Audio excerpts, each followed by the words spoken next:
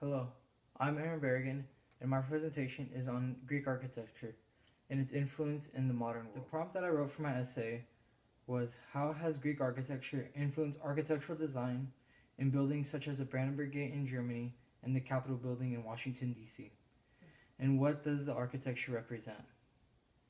Here on the top, we have a picture of the Brandenburg Gate, and just below that, a picture of the Capitol building in Washington, D.C. To start off, I'll explain some of the aspects of the cost portion of my essay. Before learning about Greek architecture, we have to understand what architecture is in the first place. Architecture is defined as the ability to construct and design buildings. The Greeks were the first. To start off, I'll explain some of the aspects of the cost portion of my essay.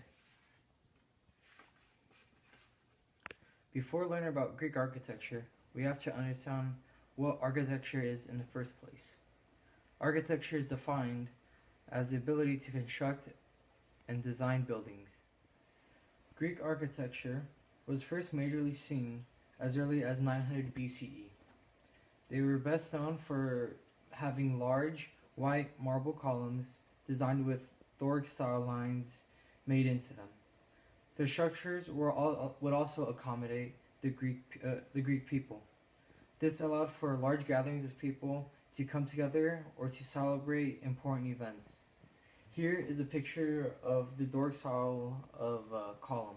It has lines cut into all parts of it and just in a circle. A continuation of my cause is the Greek Acropolis. It was built in Athens and was constructed to pay homage to the goddess Athena. The whole area sits on a large plateau overlooking the rest of the city of Athens. The word Acropolis actually means high city in Greek. One of the major and important buildings on the Acropolis is the Parthenon. The Parthenon is known as the only largest standing temple on the Acropolis, which is right there, if you can see. Due to destruction by the Persians, it was redone, but it was destroyed again by following intruders. It was built in the 5th century for people to pray to Athena. There was a large sculpture of Athena as well made in the Acropolis, so within the building itself, of how large it is, there's also a large sculpture of Athena that only the high priest could go look at, but other Greek people could see from the outside. Now moving on to the effects portion of my essay. The Brandenburg Gate was influenced by the Propylaeum, which was a building built on top of the Acropolis, built a part of the Acropolis. It was constructed in the late 1780s under the Prussian king William II. Made with 6 large Doric order columns to welcome people into Berlin. It was an entrance point into Berlin. It was also made with the goddess of victory riding a chariot up on top, placed on top. One of the most famous things about the Brandenburg Gate is its relevance in history.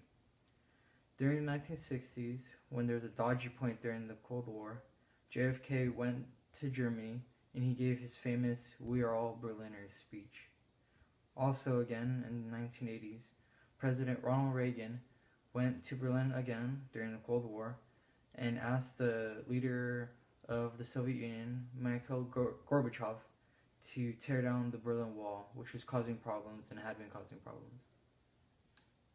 And here are 2 pictures of President Reagan and President Kennedy giving their speeches at the gate. So right here we see the gate in the background with the goddess of victory and the chariot. And we see the same thing here. And my effects continued. We see neoclassicism is a direct effect of the Greek architecture. It is known as the Roman style of architecture. After the end of the Greek Empire, the Romans were the dominating force in the Mediterranean. So, as I said earlier in my essay, that the Greeks had influenced their power all over the Mediterranean and moving showing that they were powerful through their buildings and people saying, "Oh, this is the Greeks." The Romans is the same as well. They both shared similar details, and there's very few differences in their types of architecture. Two of the most famous buildings that were made with neoclassicism type of architecture and design was the Capitol building and the White House. The Capitol building was finished construction in 1826, and contrary to the Brandenburg Gate, it was made with Ionic columns. Ionic columns are they have scrolled details, unlike Doric order that just have the lines through them and just plain tops and bottoms, unlike the scroll types. Um, the the White House was actually modeled after the Leinster House, which was the Duke of Leinster's house in Ireland. It is located in Dublin, Ireland, and the White House face actually was modeled after that house, and it shows how far that neoclassicism actually moved from the Roman Empire, how it expanded all over up to Great Britain. So now moving on to the cause and effect articles of my essay. A majority of my paper needed information to explain what was what in my essay. So in my articles that I use a lot of sources, a lot more than that right there. I needed information on pretty much everything that I needed facts and information on everything that I learned or needed to learn. So history of the Greeks, history of the Romans, the Brandenburg Gate, the Capitol building, Greek architecture, etc. A lot of the information was very helpful and helped me make my claims for the rest of my paper and help tie ideas together. Now on to the solution part of my essay. So the tie between democracy and architecture is very hard to discuss. It's hard to describe something that is an idea and something that is tangible and timed together, such as a building, because that's what we're talking about, architecture and democracy. Another statement determining another statement is determining whether, when, and what makes a structure democratic, and who can say that. Oh, this structure is democratic. This one's not. And to leave this just a solution part to get into my argument mainly is it right to say that yes, if the building is a place where ideas of democracy are practiced, then that building is democratic? Or if it's not a place where democracy is practiced, then does it apply or not? So now my solution articles, my main one right here, because there wasn't very many, but very low compared to my cause and effect part of my essay. But it's not a very common idea to talk about. So this source actually helped me come to my decision on my article of whether architecture could or could not be democratic. And the reason why I think that this article really helped me is because it did ask the question if architecture could be democratic. On to the main argument point. The main point of my project was to try and find if there's a direct tie between democracy and architecture. I've left the last solution statement as a question to answer it here, as I said before. That yes, Greek architecture does have its influences all around the world and is evident today in most countries where you see Greek architecture. In an article I read, it talked about how the United States created its buildings, designed its buildings after Greek architecture. And they did it to exemplify a newer and maybe a son to the Greeks, a newer form of the Greek democracy that they tried to move on.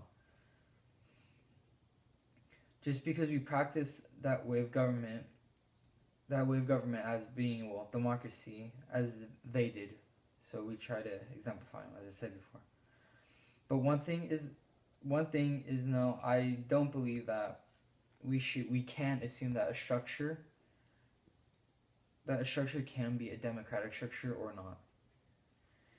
It is a type of art and very elegant. It's not an idea or something you could just name.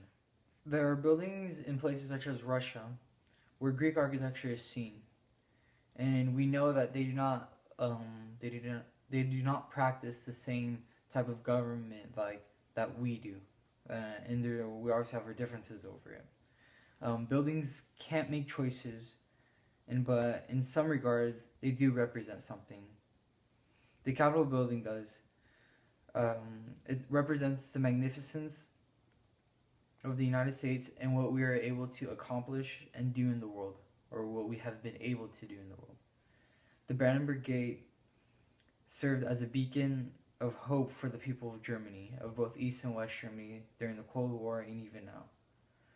It is a place of reunification of a country when the Cold War ended and the Berlin Wall came down. In conclusion, I do think that my research does matter in a way to clear up questions between architecture and government policies. It's a hard subject to talk about, especially to have a real world application. I would say that my topic really does have a real world application, only to those who are questioning that specific idea. It's not an idea that you can just like it's not talked about very much. It's very hard to, because I do see that architecture is art and it's not, so it's not oh, that's it's democratic, it's socialist, it's this or that. It's not any of that. Um, I see it that it could be a meaning, and like you don't need to put politics with buildings and stuff like that. It's just art, and it's just something that we need to accept, and something that we need to really enjoy in our life. Like go to Greece, maybe see the Acropolis and everything. But yeah, just it's a hard subject to talk about, and yeah, there's my presentation. Thank you for watching.